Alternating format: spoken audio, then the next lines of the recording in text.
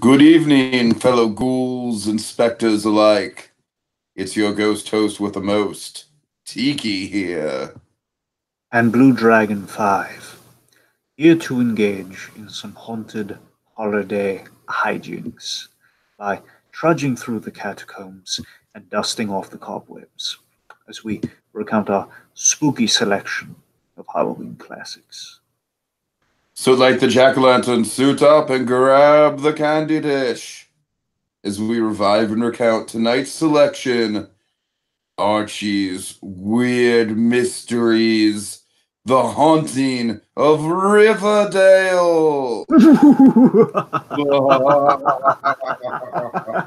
Laugh with me, Freakazoid! Laugh with me!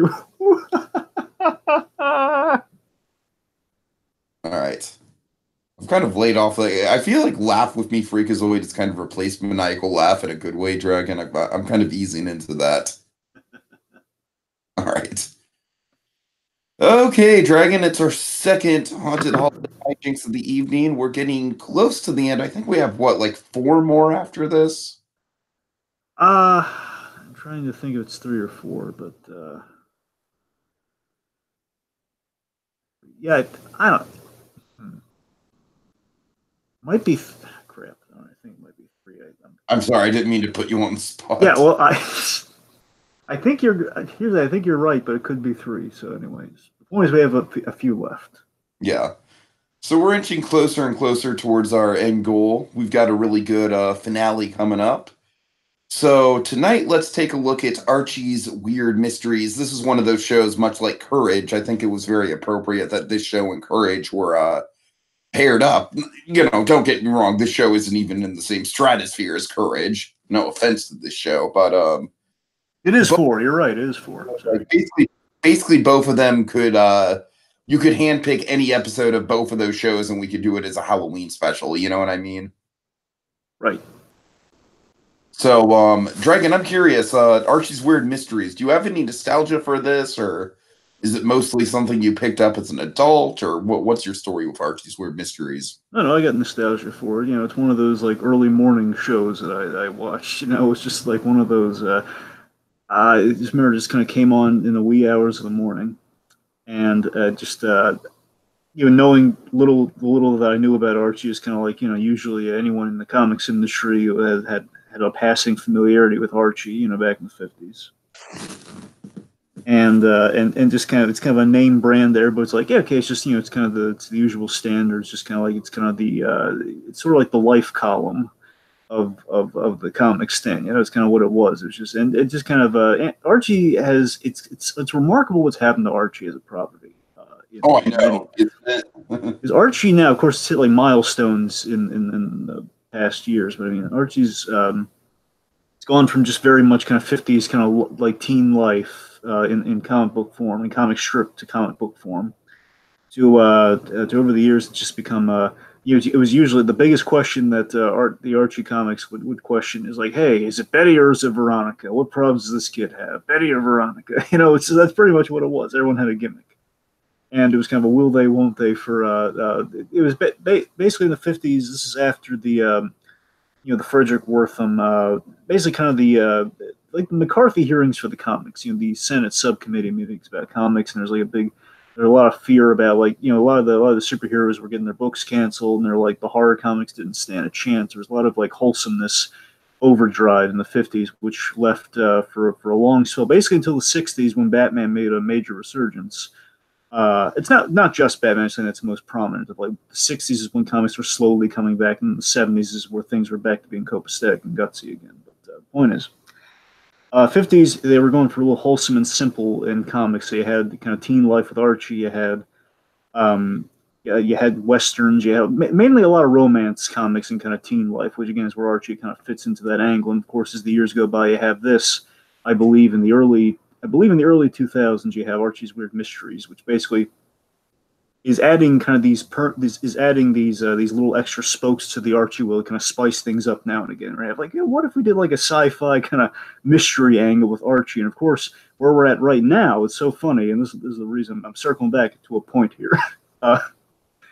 Right now, something it's all the craze, and I've been kind of enveloped in it myself. Riverdale on CW. It's Archie's come back in a big way, and in the comics, Yeah, it's I been really getting need to better. get caught up on Riverdale.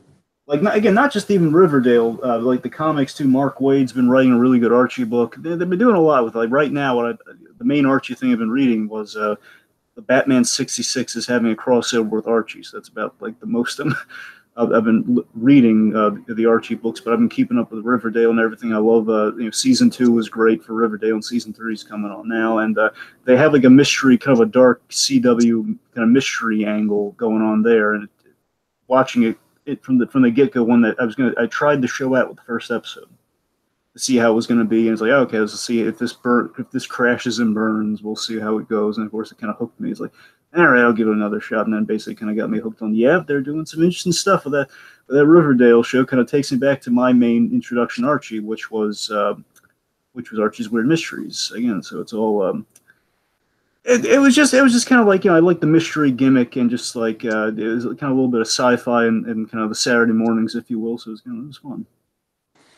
Yeah, it's really cool when you look at the show now how it was kind of a predecessor to some of the more experimental stuff they'd eventually do with Archie, and that includes, the crazy storylines that they've had, including killing him off in the comics, and all the wacky crossovers and everything. And all I feel like it all kind of stems from this in a way. Archie and the Punisher, which, by the way, Riverdale kind of homages, which is hilarious. Riverdale has a hilarious homage. Again, they're doing pretty much what they're doing in the Riverdale show. Last thing I'll say about the Riverdale show, because I don't want to get hung up on it. But the cool thing is that the Riverdale show kind of celebrates what Archie was for all those years, where Archie was kind of started off as this kind of blasé, just like, okay, this is how happy-go-lucky life is in the 50s. And every time it like spiced things up over the many decades that Archie was around, they added like a different spoke to the wheel. Again, in this case, weird mysteries. In every case, there was like a little side gimmick. Or again, we kill off Archie, and like odd things happen. And like basically, the characters go through these phases in the Riverdale show, and they kind of celebrate it. It's really like they do a lot of they do kind of like a Jimmy Olsen effect with Archie, where Archie's kind of gets every season kind of brings something new to the Archie characters. Like, yeah, it's just Archie kind of goes through these things. He has all these crossovers, or all these little phases in his teen life, and it's quite fun. Yeah, and I guess for me, I actually stumbled upon a VHS of the show at a yard sale, Dragon, so I never watched it on TV. Ooh. I only vaguely knew about it because I had a copy, but Archie for me was always something that I'd always pick up the double digests at the grocery store. Remember those? Oh yeah, I remember those. Yeah, the yellow borders and everything. Yeah. Uh-huh. So that was my main point of entry. And also I lived pretty close to a comic book shop, and that I would whenever I would go there, it would either be Archie, one of the Archie books, or it would be one of the remember the old Marvel Essentials line. Oh yeah, I remember the Marvel. I have a number of the Marvel Essentials. Yeah. Uh-huh. Uh-huh. So that comic book shop kind of gave me my roots in both Archie and Spider-Man, because I bought like 3 or 4 of the Marvel Essentials Spider-Mans through that shop. Good time. Right. Real quick, I have Ralph Gonzalez joining us in the comments, and I figured we'd chat him out. And he poses us a question I think we should answer. Yes.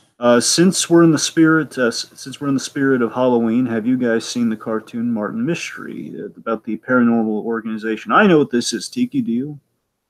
I've never heard of it. Is it on Netflix? No, it's not on Netflix. See, I believe it's around the Archie's Weird Mystery era, maybe a few years after. Okay. I don't know if it was. Here's the thing: for life of me, I can't remember the studio. All I know is it's the same studio that did that show, Totally Spies. The same studio, same animation style. I don't know if it was. I don't think it was Deke. I think it was like Canadian Teletoon, maybe. They. I remember because I caught the reruns on Cartoon Network. Basically, Cartoon Network had bought a number of Canadian produced animated series, and they would airing in kind of that Toonami block that when Toonami kind of went bye, essentially. So it's kind of like one of those afternoon shows. And yeah, I liked Martin Mystery. I did. And again, that's kind of like the cool thing. Again, it felt, I don't know if maybe I liked it because it was kind of in the Archie's Weird Mystery vein. I don't know, but it would make a lot of sense. It was kind of this fun. It's a fun show that maybe we'll tackle at some point, Tiki. It's kind of, you have these 3 people. 2 of them are they're teenage characters. One has a fascination with like the paranormal, like he loves like goop and mysteries and stuff, and you have like kind of this prissy, prim and proper girl, and you have their buddy who's a caveman named Java. But basically, in one of their early mysteries, they unthawed him, and basically they put him in like civilian clothes, and just going to go around with him and solve mysteries with him. He's a nice guy. A lot of cool stuff. Canada, they have some off the wall ideas, but I tell you, sometimes they translate well into animation. It was quite fun. Cool. All right. Anyway, so again, believe me, go down a rabbit hole on that. But again, point is, Archie's Weird Mysteries got a lot of fondness for it. It basically had like I don't think it had like one extended season. They didn't break it down into seasons, but just had like a number of episodes. So I don't know if it was like they were hoping for syndication. I don't think there's. I don't know how many numbers per se, but I'd imagine it would be maybe a little over 23. And some of them were broken up into the 11-minute thing. For the most part, though, they were like 20-minute installments.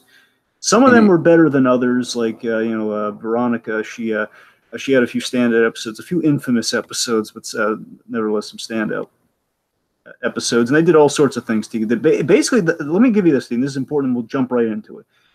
The main way to sum up Archie's Weird Mysteries is that it was 50s B movie sci-fi horror. That's what that series was. They did B movie sci-fi all the time in that show, like the supernatural and the weird, emphasis on the weird. Which felt kind of like a no-brainer for Archie. It's like, okay, we're doing the 50s life, so let's just kind of do like the sect of the 50s out, especially if anyone's like a monster fan, they're going to get a big kick out of it. Lo and behold. Maybe that's why it didn't last so long, but it was cool. Yeah, it was just one of those like, kind of out there concepts that really, it really hit its stride in the late '90s with all these experimental. Late '90s was when you got stuff like SpongeBob, Hey Arnold, Courage, Invader Zim. Like it was kind of a sweet spot for like off the cusp kind of bizarre and surreal programming like that. Yeah, and the other thing too is like I think Archie specifically. I mean, there were these other shows that were coming about around this time, like directly around this time. They were trying to bring comic strip characters into animation in kind of a like a fresh way in that early 2000s era, where like Dennis the Menace had that TV movie, and I don't know if they were launching it from a TV series or what. I remember they aired that and made like a big event like Dennis the Menace on a cruise ship, and it was a mystery story too. So there was a big kind of mystery flourish with all these comic strip shows. Maybe that's because they didn't know exactly what to do with it, because maybe they're kind of like that might be like being in the superhero shadow, which I fear sometimes Archie kind of found itself in, where sort of the like if you can't do like a big awesome battle between costume and colorful characters, what can you really do with kind of a slice of life strip? So they kind of find these ways to kind of jazz it up a little, which kind of gets us to this. So, and I guess importantly too, the reason why we went with this episode in particular, there were a lot to choose from. What? Yeah, there were a whole lot to choose from with this. Yeah, but at least the reason why, based on the ones that we had to pick from, I went with this because I love Jughead, and this is a big Jughead episode. Yeah, so unfortunately, Veronica is not in this episode. Just know that I love her. So, she's... Yeah, that's a trade-off we had to make. It's like, okay, let's see. Do we have like a really big, emotional, Jughead-centric episode, or do we have an episode with Veronica? But I gotta be honest though. When I was watching this series again, let's just answer this now. Tiki, this is the question I'm sure everybody's wondering. Who were you with, Tiki? Who would you go for, Betty or Veronica? Honestly, if it was me, probably Betty. Here's the thing: when I was watching the cartoon back in the day, I was all for Betty. But I mean, especially now, post the Riverdale show. I mean, don't get me wrong; they're both great, and they're both really great characters in that show. Like even in the brief bit of Riverdale I've watched, Betty in that show is off the rocker. All right. I mean, trust me, they're both really cool in that show. But I mean, for me, Veronica is I've become all I've become all in the Veronica sect of the Archie, of the who the will they won't they things. I mean, I really love it. I usually go for a girl next door rather than like kind of the more high maintenance type. That's the thing. I mean, that's the thing. I mean, I'll admit to this. I think Betty's the better choice. Not with Riverdale notwithstanding. Again, I love Riverdale. Yes. Riverdale notwithstanding. Again, Veronica in that show is perfect in every way for me. But I mean, just even with that and looking back on Archie, I got to tell you, though, look wise, I'm more attracted to Veronica, but Betty is the better and nicer choice. She's a nice girl versus kind of the It's kind of the nice girl versus Marion Crane. That's kind of what they're going with. I don't think you're a nice girl. Essentially, yeah. So again, it's kind of the nice girl versus it's sort of Madeline Loomis versus Bradley Martin. So I'm going for All right. Let's not get too deep into the Bates Motel well here. my point is again, I just I got a bad for Veronica, but still Betty is an excellent. She's a nice girl. So all that said, let's just dive into it. All right, let's dive into it. So I assume that every episode starts with this weird kind of like narrator, like this time on Archie's Weird Mysteries. Yeah, they do this in every episode. It's like this little Bill. It's kind of a Bill Dozier homage from the '60s Batman. Exactly. Yeah. It literally does that too. It like kind of teases the episode and like even Jughead can't face it and can only stop the ghostly menace, and it's doing all that Bill Dozier stuff, and it has like these little trading card like kind of poster images of the stuff. That's how every episode starts, and they have the intro. And how did you feel watching? Just we don't have to go over, but how did you feel about the intro? To bring back nostalgia for you? Oh yeah, the intro is the big thing that I have nostalgia for. Just that weird theme song with the the whole like Archie's Weird Mystery. Yeah, that I have a lot of nostalgia for. All right, so we start the episode off. Archie is hiding in his locker from his toughest critic. Not because like it's not a bully thing; it's just he's afraid of his toughest critic because he knows he screwed up.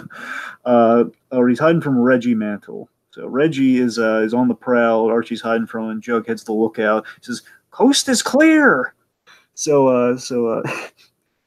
Archie discovers that he has actually locked himself within the locker instead of just hiding in the locker. So Jughead, I guess, to undo the dial and everything. Then it's reveal Reggie is there. So, oh boy, if I can just avoid Reggie for the rest of the day, I'm like, oh hi Reggie, what's new?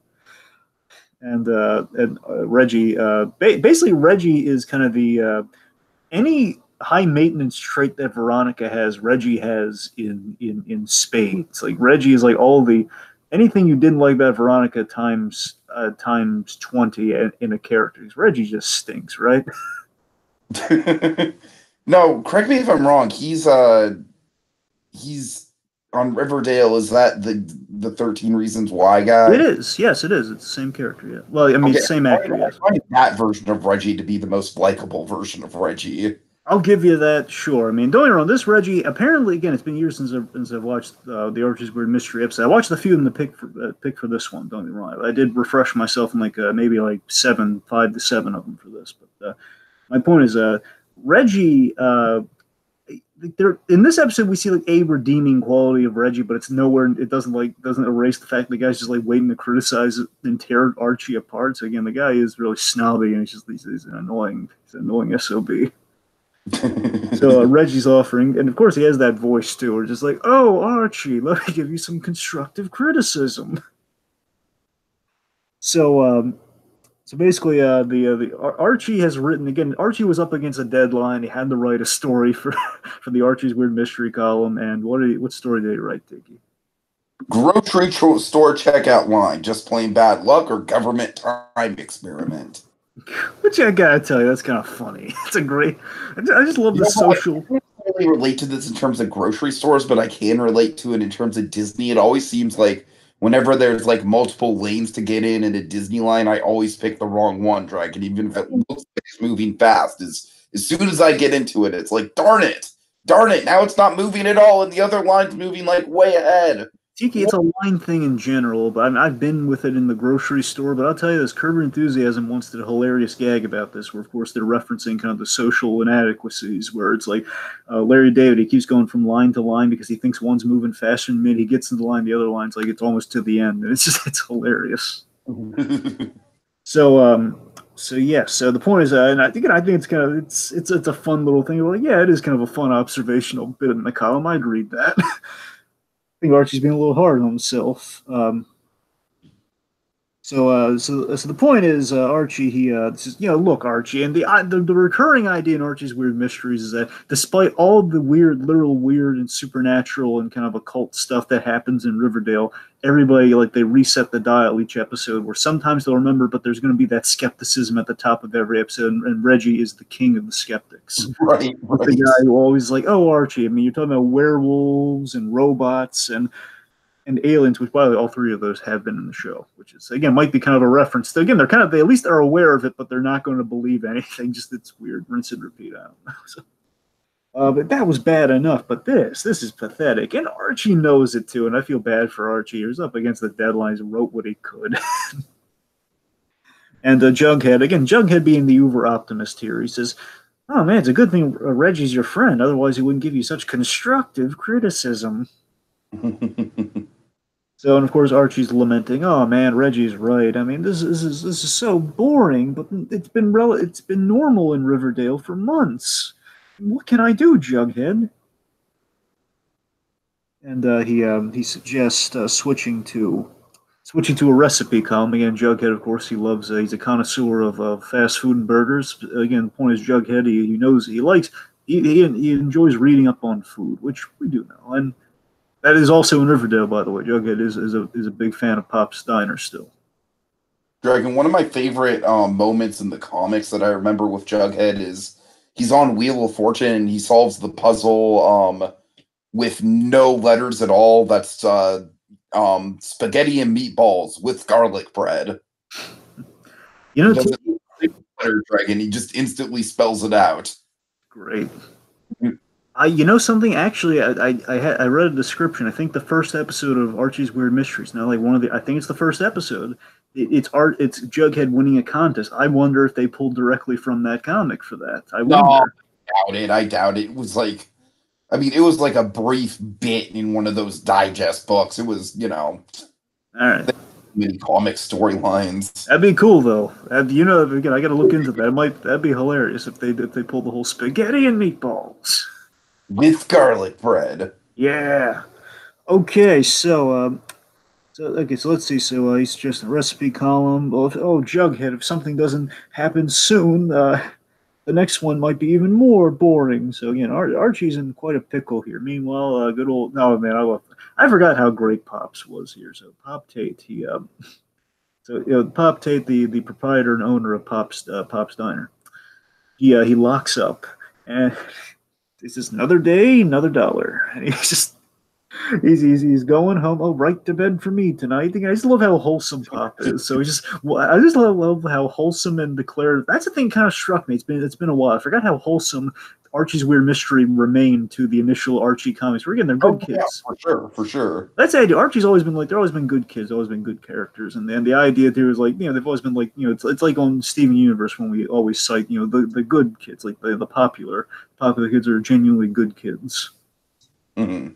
So the point is Pop Tate is just very declarative about how wholesome he is. So he's just I'm going to bed for me tonight, and he's walking home, and the wind knocks his hat off, and it seems his hat's blowing in the wind, and he goes to get it. He says, "Oh, I hope someone's not pulling a prank on good old Pop Tate."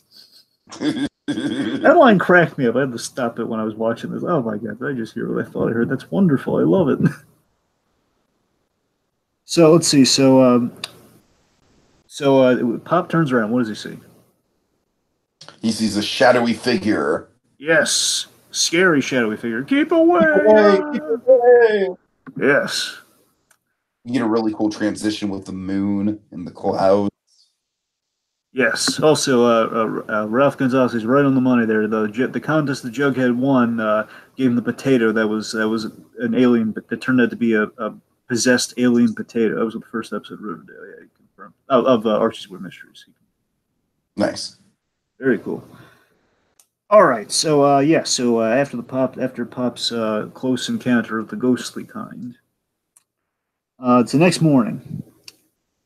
It's the next morning. Archie's commenting over the looming Friday deadline, and he can't even find a mildly odd story, yet alone weird, let alone a weird mystery. So then Principal Weatherby, he's walking down the hallway and he's bringing with him Reggie Mantle. And what's up with Reggie here, Tiki? Hold on, I'm trying to. Oh yeah, oh god, this is great.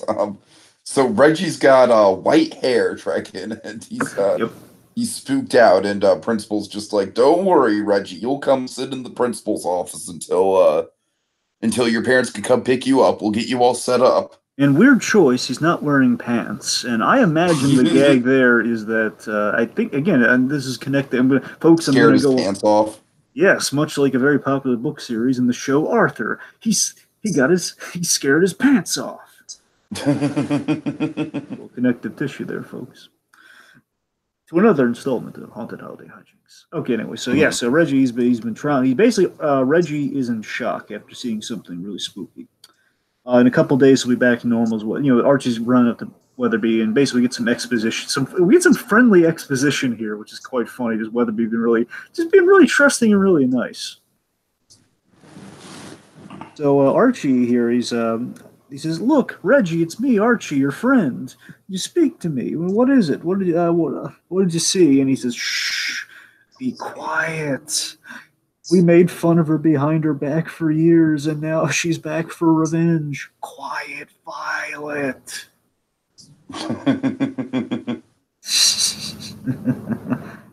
"She's coming for you. You better watch out." And he gives Archie the slip of paper and asks him to keep it safe. And we reveal it's an overdue library book notice. Basically, an overdue library book notice. Mm-hmm.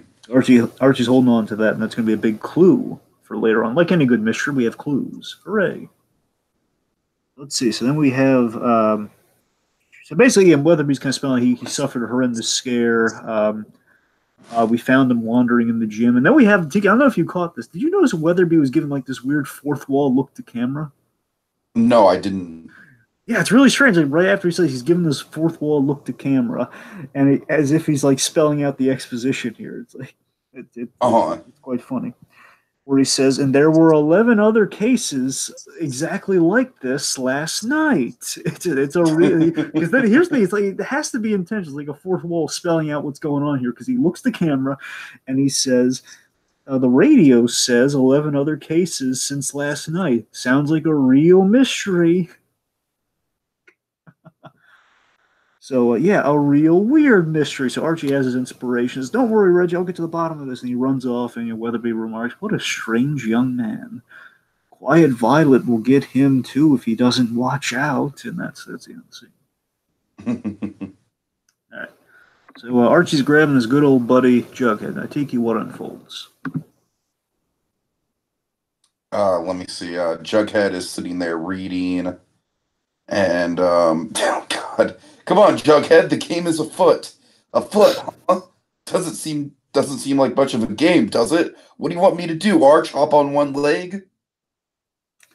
Oh God, it's so funny, and it's so simple, but it's still funny. It's just so ridiculously. Of course, like using the old Sherlock Holmes adage, "If the game's afoot, Jughead," just not getting it at all.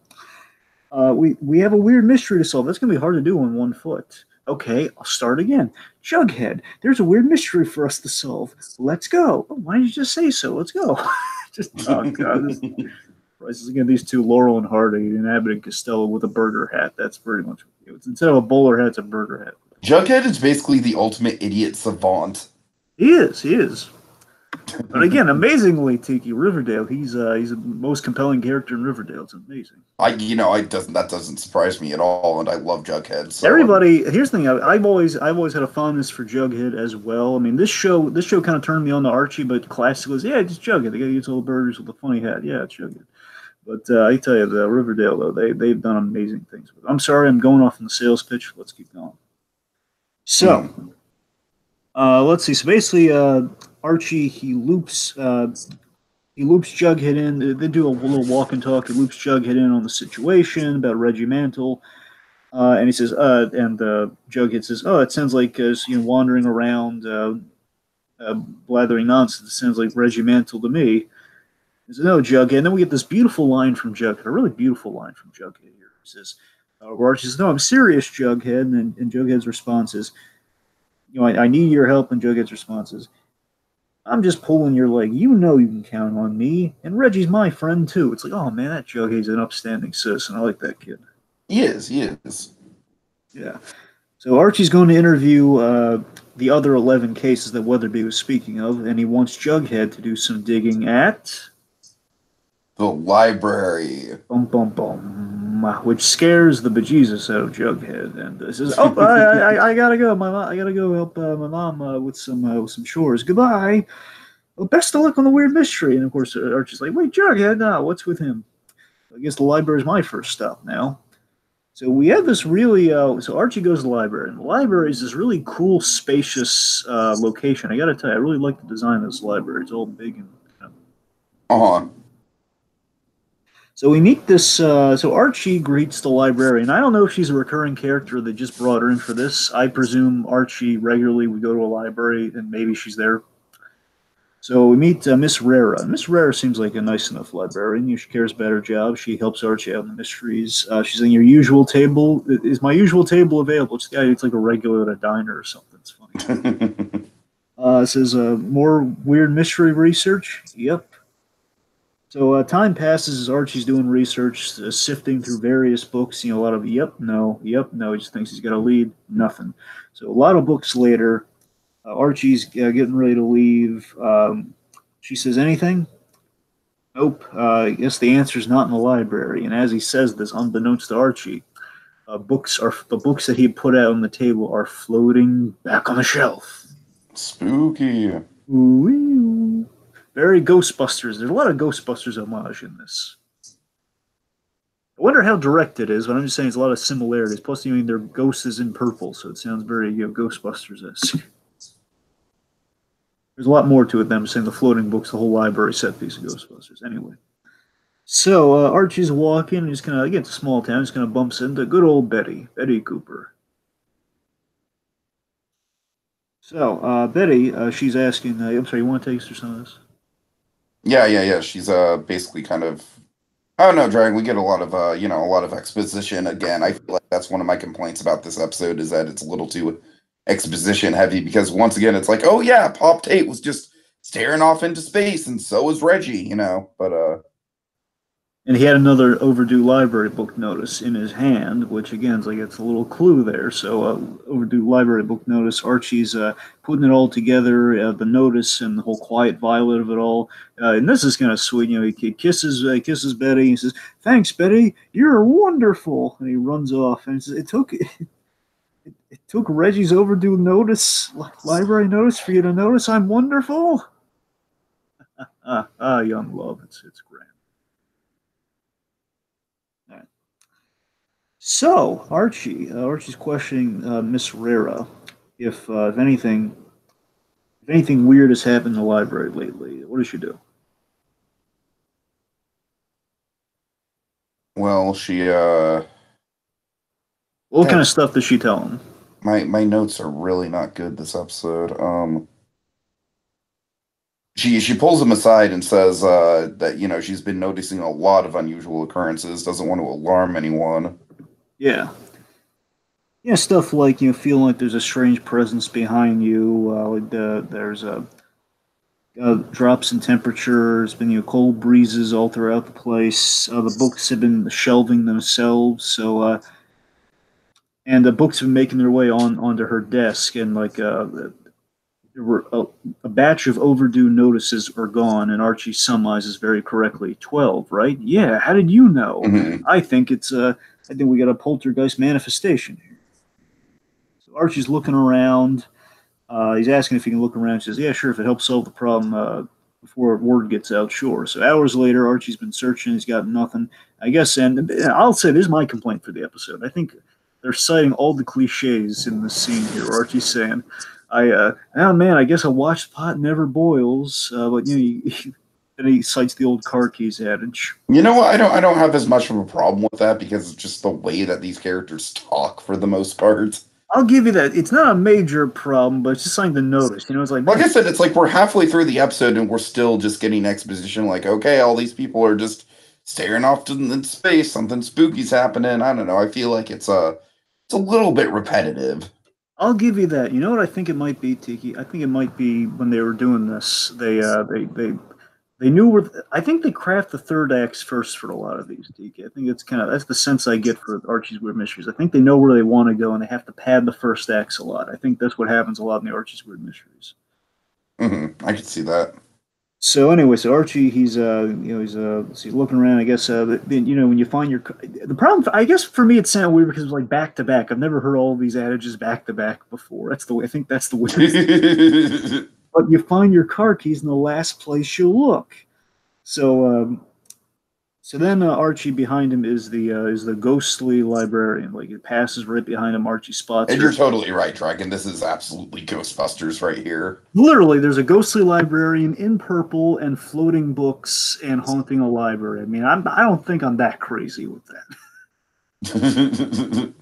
So, and then this scene feels the most Ghostbusters right here. Okay, because here's the big ghost. Here's the most Ghostbusters out of the whole thing. He has the Ghostbusters dilemma of what do I do now? Where he just says, it's like basically it's the old Getter gag from Ghostbusters. Like, in the very beginning, before they had their whole gear and everything set up, like, what do we do now? Get her! Says, that was your whole plan. Get her! Says that whole thing. So that's anyway, so he goes, excuse me, what? I guess I overplayed my game. He's got a channeling Ray stance here. I guess I overplayed my hand. Then he flees, and of course he's got this scary look. And again, she looks basically the image we had before us. Here's what she looks like: very scary and imposing. Mm-hmm. Giving chase, the wind's blowing all over the place. Blows over a ladder. A guy's toupee flies off. The papers are flying all around the place. Let's see. So she he's saying, did anyone else see where she went? And she says, quiet! No shouting in the library! He says, I'm sorry, I didn't realize folks on the other side were so picky about library etiquette. Because Archie's trying to make nice here. Archie falls over a chair. That's it, I warned you, you're a troublemaker. And basically, this thing, I think this is the coolest, scariest thing in the episode. I gotta be frank. I love this. What all the books kind of attacking Archie and like pinning him down almost. I love how this was animated. I really do. This is an awesome thing where the books attack Archie and they clamp down on him. Mm-hmm. And then they're lifting him around. He's basically holding on by a book that's been levitated into the air. That's cool stuff, man. I love that. So, oh man, I've heard of throwing the book at someone. So as Archie, he basically lets go and he falls all the way to the ground. And basically he swears like, "Oh, I've learned my lesson. Behaving in the library. Yes, have you learned your lesson at behaving in the library?" Yeah. I'm now making a policy not to anger ectoplasm. Very well. Put the books on your cart when you're through with them. And then she goes back. She flies straight into the painting of herself, so we know who she is. So Violet is actually Violet Standhill, the old head librarian who has since passed. Therefore, ghost. So the patrons leave in terror, as anyone would, like ghosts flying around all the place. I don't want to read there. I'm getting out of there. It's too late before scaring people off. So again, the little purpose of Archie's little investigation is kind of out the window because now people know and they run scared. So the library's good name is in jeopardy right now. All right, what happens next? Oh no, not the library. Let's see. Betty and Veronica are doing research. Well, not Veronica, Tiki. Oh, I'm sorry. No, my bad. I'd like to think Veronica, but no, Veronica's busy shopping this episode. Yeah. They're doing research, and Archie's saying, Jughead walks up. We're trying to find a way to stop the librarian before she scares anyone else. And Jughead's just like, leave this one alone, Archie. Don't go up against Quiet Violet. So real quick, I just want to cite something visually that really delighted me on a rewatch. I love that Archie's doing his reading in his car with the book stacked in the driver's seat and his feet propped up on him. I love that image. Again, it's just speaking to the wholesome quality of he's reading before he's driving recklessly. Yeah. Right. So Jughead's giving him the big warning here, and this is the scene I was really wanted you to watch the episode for. By the way, this is the episode I really thought you'd get a kick at. This is the moment I did get a kick out of this scene, Dragon. Totally. I'm going to toss it over to you in a second here. So Jughead. Okay, so what happens here is Jughead's warning about Quiet Violet, and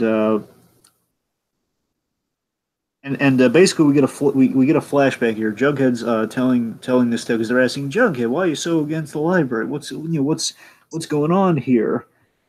And oh god, this is crazy. We have flashbacks to the young 6-year-old Jughead. And how's it go? It was my first and last visit to the library. It was fun at first. There were so many exciting things to see. And, we see him like spinning a globe. And then she came and started to ruin it all. So we see Violet, and she's kind of like cackling like a witch, like, "That's not a toy, little boy." Then Jughead, he's climbing a He's shelf. like running towards him. Yeah, and then Jughead's Let's see, climbing. like Jughead climbs up a shelf to get a book, a really interesting book that he likes. But Quiet Violet is basically looming over him, like, "Oh, that's not a book for children." She took it away. Go to the children's section where you belong. To the children's section, Dragon. She basically banishes him to the children's section. Mm-hmm. Let's see. Later on, there was an even better book in the children's section. The book was so funny, I couldn't stop myself from laughing. It had like planets on it. I wonder how funny the solar system was. I think they're intimating. I think he was getting to the Uranus section. I think that's what cracked him up. Oh God, that had to be because there were planets. So there was a solar system on that book. I mean, how could that book be so funny? But unless you're a 6-year-old reading that book and you see Uranus, that's got to be it. All right, so Violet rushes over. "No laughing in the library." So Jughead, at this point, you see like poor Jughead. This is really dramatic, man. Like Jughead has tears in his eyes, and you hear the narration like, "I felt about as low as a little boy could, and I decided to leave the library before I started crying." Now, importantly, he's holding the book that he was laughing so hard at. So he's run out with this book, and then he's being chased by Quiet Violet. Mm-hmm. "Come back here, little boy." "Wait, little boy, stop." So that's the end of Jughead's Trauma. So real quick, I'm gonna get like just a smidgen of personal here. I gotta tell you, this episode kind of hit me in my heart of hearts. So this one really did. Jughead's story here, being traumatized at a young age by it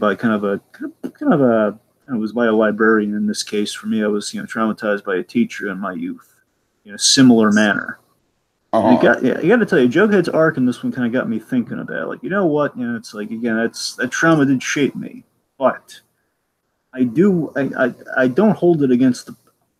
That's the thing. I don't know if basically I'm not taking it as personal. Maybe I shouldn't take it as personal as I did against that initial thing. That teacher, she kind of wronged me, but I don't think that made her a bad person. That's the thing, Mm-hmm. Yeah. Anyway, so. Let's see. So Betty points out that no, she looked frightening, but she may have looked frightening, but she cared about kids. Jughead. She got Betty her first library card, which like they were building kind of an argument for this lady here. Like she did a lot of nice things, and all I know is if she was like that kind of literally, Jughead literally turning his nose up at it. He's like, "If she was that scary in real life, she must be doubly as scary as a ghost." Yeah. So Betty's questioning why she would haunt again. If she loved the library so much, why would she haunt the library? And Archie's reading this book, and he kind of hits upon the X factor he's been waiting for, kind of the age-old rule of ghosts. And by the way, I think in the chronology of Archie's Weird Mysteries, this was the first ghost story, so this kind of makes some sense that they would get to this. The important multifaceted canon of Archie's Weird Mysteries. Yes, Tiki. So Archie, he basically learns that ghosts haunt because they have unfinished business. They got unfinished business among the land of the living before they can either ascend or be judged, or the whole ball of wax. So Archie knows, like, okay, it's tied to the library, so they're gonna go there for some answers. So let's see. So Jughead, basically, as this is revealed, Jughead's in the room. Jughead gets an idea. He excuses himself because he has to take care of some unfinished business himself, and they're figuring, well, I guess we can't count on Jughead for this one. He won't go within miles of the library, which is set up for the next scene. Mm-hmm. So we see the librarian, the current librarian, Miss Rera. She locks up, and I love the atmosphere here. It's all rainy and everything, and she locks up and she leaves. And the minute she leaves, importantly, the library's all closed off and everything. We see Jughead in a trench coat, which is a really good look for him. I gotta tell you, Jughead in the rain in a trench coat. That was a cool look.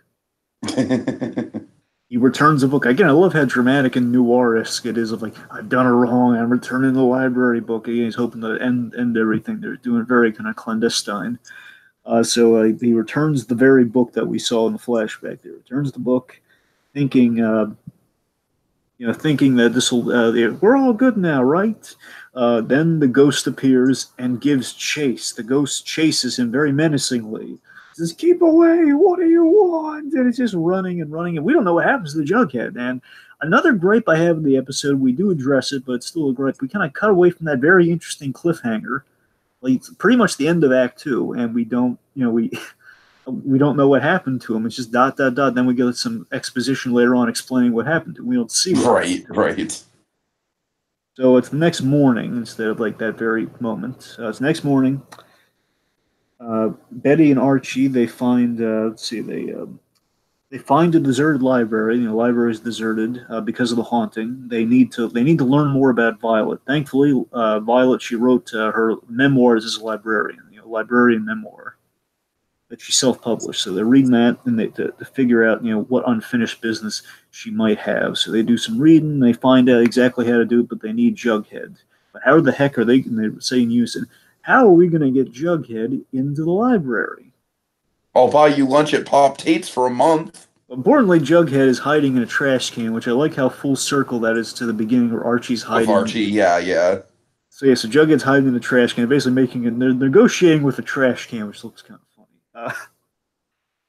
So like that basically with the exposition of what exactly happened per that commercial break, where that ghost chased me half the night. No way am I going to a library. Then Betty offers like, we'll buy you lunch at Pop Tate's for a month. What time do you need me at the library? So again, Jughead, the way to Jughead is through his stomach, very traditionally. So I got Jughead. So later that night, later that spooky night, Jughead's very anxiously, are you sure this is going to work? It's our best chance. Well, I'm sorry, librarian as well. Are you sure this whole plan's going to work? It's our best chance. And Jughead wants to back, can't we just brick up the place and never go inside? No. Then he's even trying to get out of it. Like, I have to go feed the meter. You don't own a car, Jughead. That line is still funny. It's like this little, Jughead, you don't own a car. Let's get back in. So let's see. So they go and they have figured out. Basically, they figured out how to bring her back because they're entering the library past its operating hours, which is a violation, which draws her out. And then, of course, their ace in the hole is Jughead because they know the ghost wants Jughead. Mm-hmm. So Archie tries to reach Violet here, and she says they tell her Jughead's the little boy from the book. Yeah, he's the little boy. And then Jughead has this great line where he says, Archie, you finked me out to a ghost. So then the very eerie ghostly spirit that we see before us here transforms into a kindly librarian. So she's all calmed and everything. She's a not so scary ghost right now. She's like kind of like more of a spirit than a ghost. And I got to tell you, now this is where the episode really takes a delightful turn here. I love this, man. I did years of watching, back. It's been years since I've watched Archie, and usually the Archie episodes, to my recollection, don't get this heartfelt. This is one of my favorite elements of this episode here. We get a really nice kind of resolution to all of this here. So she turns out real nice and everything, and she says, "My, look at him all grown up." And of course, he's hiding behind Betty very childishly, and she says, "That's up for debate." So he says, "It's a trick. She's just acting nice so she can grab me."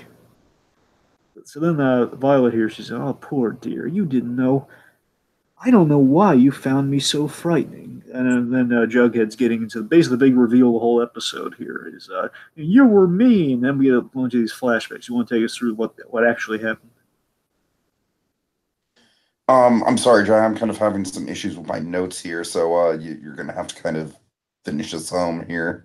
Okay, so basically we have this big kind of perspective reveal where we learn that all the stuff that Jughead had experienced, it was kind of an unreliable narrator technique employed here, where Jughead was from Jughead's young, fearful perspective of what was going on. He gave us kind of the whole, the kind of the trauma victim, like, oh, here's what happened. Where again, really wasn't as horrible as said, but I still think the truth lies in the middle here. What Violet's saying. So basically, We see these. We return to our flashback from earlier, but from Violet's perspective here, where she says, "Well, Jughead's asking all the questions about what happened here. He says, "Well, you were mean. Remember, you wouldn't let me touch the globe. It almost fell on you."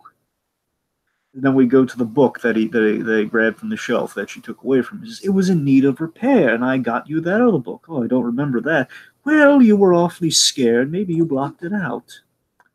So then we get to the but you did make me stop laughing. And then we reveal that Jughead was laughing ad nauseum, very long, and there are people trying to study and trying to keep the peace so she can add the stuff. Yeah, this is like by far the most justified. It's like, well, yeah, Jughead, it is a library after all. To be fair, he was a 6-year-old, so it was. So she and says, but and I love this though. She says, "But I felt so horrible for scaring you, Jughead." Well, she doesn't know his name. "I felt so horrible for scaring you, and then basically but then you chased me because I needed to give you a library card so you could check out that book." And this is the bit where it hits me in the feels, man. This ending hit me in the feels because it's like this, like, oh man, if only I could, if only that deep down, it's like if that interaction could have happened for me, it'd be nice, Anyway, so there's like a sweet moment here where she says, "I never stopped waiting for your next visit to show you how enjoyable the library could be. But you never came back, because I thought you wanted to get me. I was wrong." So again, Jughead's his mind's being blown here. And again, I think she might have been a little bit more scary than she let on, but by the same token, she's very apologetic for it. So it's all cool. I'm just saying, I think the truth does lie in the middle of these two stories. But yeah, I mean, it is just a very sweet moment. And Dragon, I feel like it's a great lesson, like, like perceptions of authority figures versus reality. I feel like it's something that doesn't really get brought up in kid shows all that much, how authority figures can seem so intimidating when you're a little kid, but in reality, they're really there to help most of the time. You know what I mean? It's a great message. It really is. And, yeah. But yeah, and basically he's saying, but you look so mean. And of course, it's kind of got that Arthur quality of like, it's an episode that's encouraging us to read. I love the PSA of reading in this whole thing here. So before we get to that, real quick, we're getting to there. She says, like with Jughead, maybe. I'm sorry, one second. She says, people like books should never be judged by their covers. Again, a little hammy, but again, it's an Archie can get away with that. Archie can get away with that line if any show could. It was I never meant to frighten. And again, I like that she learned a lesson too. Like, think about this. Yeah, exactly. This is sort of like the Toy Story reveal. In the Toy Story reveal, we have like the mutant toys. We perceive them as evil mutant toys because that's what we were told, and that's kind of what we saw at first glance. But then we realized everything they have done in the Toy Story movie was to help Buzz and Woody. They tried to get them not to leave the room because they would run the Scud and all that stuff. It's like one of those great perspective lessons, And she learns that, like she was, all the stuff that she was doing was being helpful. But again, in that menacing ghost form of like you giving people library notices to remind them to have overdue books and putting the books back and doing like tell all the stuff she did to Archie was like, hey, don't be a nuisance like young Jughead was. So she realized the horrible thing. She realized that she scared people out of the place that she loved so much. And I was only trying to help. And again, like with Jughead, maybe the truth, all lies in the middle there, which is great. That again, there was truth there, and she wasn't trying to do anyone any harm. But again, she was a little bit scarier than she intended to be. It's all again, that's kind of all that traits all come together. So they talk her into moving on. Like, okay, why don't you move on so we can get people back into the library? And she leaves on the condition. This is beautiful. This is where it gets me all inside out tissue here. Says, "I'll leave on one condition. If Jughead if this young man gets a library card and visits often," and he agrees, and he says, "Goodbye then." And then this is a bit that kills me here. She says, "What's your name, young man?" "Jughead Jones." Enjoy reading these books, Jughead Jones. And she disappears, and Jughead, he got the feels himself here. Says, "Hold on, this is a bit that kills me when he says to Betty, 'Is it possible to miss someone you never really got to know?'" And Betty says, "You could know her through her book." In the memoir. So then we have Archie giving us the wrap up here. Archie gives us the wrap up. As every episode ends this way, by the way. Archie, for at least I assume every episode does. There might be one or two that maybe doesn't, but per formula, all the episodes end this way. Archie's writing the column, and he basically summarizes the lesson or the moral, basically the epilogue. Versus the ghost no longer haunts the library, but her influence on Riverdale can never go away. Again, as the consummate library, who's the champion of the library. Jughead, we see Jughead with the stack of books and with the stack of books reading in the library. After let's see, so sorry, then Archie saying, and Jughead rediscovered the library after years of avoiding it, which again is a beautiful little moment. There is the big scholastic kind of PSA moment, and it's nice. Oh yeah. Where he says, and art, yeah, Jughead's been reading cookbooks, adventure books, local history, all types. But his favorite is, and oh god, this is beautiful here. And his favorite is by a librarian named Violet Standhill. Check it out next time you visit a little town called Riverdale. Nice. Yeah. Oh man, that's great. Okay, I guess final thoughts on my end, Dragon. I'm really glad we got to this show. It's a nostalgic favorite for me, even though I haven't really seen that many episodes. I like, structurally speaking, I don't think this episode is perfect by any means. As I said, I think there's probably a bit too much exposition. But by the end of it, man, the whole arc with Jughead and the lesson it teaches, and it's something that doesn't quite come up enough, and I really like it for that reason. And yeah, this is honestly probably in my top 5 of stuff we've covered this year on Haunted Holiday Hijinks. I really enjoyed it a lot. It's as I said, it's not super sophisticated, but man, it's got those inside out tissue moments at the end, man. It's got a genuinely kind of emotional payoff to it, and I love it. Yeah, it's simple, spooky, but it has like genuine heart to it, and I think that carries it the extra mile. And you're right, structurally, Act One is a dead zone. You're right. Uh-huh. Again, it has a little bit of Archie charm, but it is kind of, for the most part, it's pretty much it's what Archie was for the majority of its. I like life. the idea of him kind of struggling to come up with weird mysteries. I think that's kind of fun. That's the thing. It's like Act One's a lot of slice of life, and it kind of lingers on that maybe a little bit too much. But yeah, I imagine it's kind of like it's like it's the price of admission for an Archie show. You're going to have to get slice of life, and the Act One's always going to be slice of life. Slice of life and setup, and then of course Act Two and Three when the story and when the payoff happens. So again, I like that. There's a lot of genuine heart, and it's not just kind of. This one feels like it got a little bit out of the Archie formula in a good way. It's like it wasn't just It wasn't just 50s B movie fun as per usual. It was like there was a nice, sweet Jughead story at the heart of this, and it's really a great story about kind of difference in perspective and kind of the root of fear, and how again when we're fearful we're not thinking straight, and sometimes we have the best of intentions, but again fear and kind of execution of things can can kind of muddy the waters, so to speak.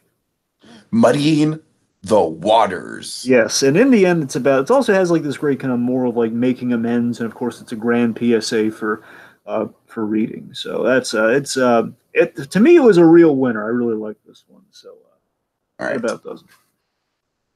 So that's the end of tonight's selection, and our spirits grow weary.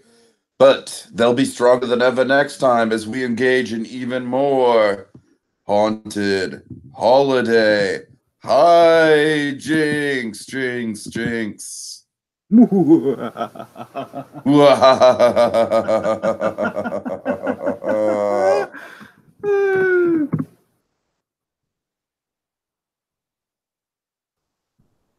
Spaghetti and meatballs with garlic bread.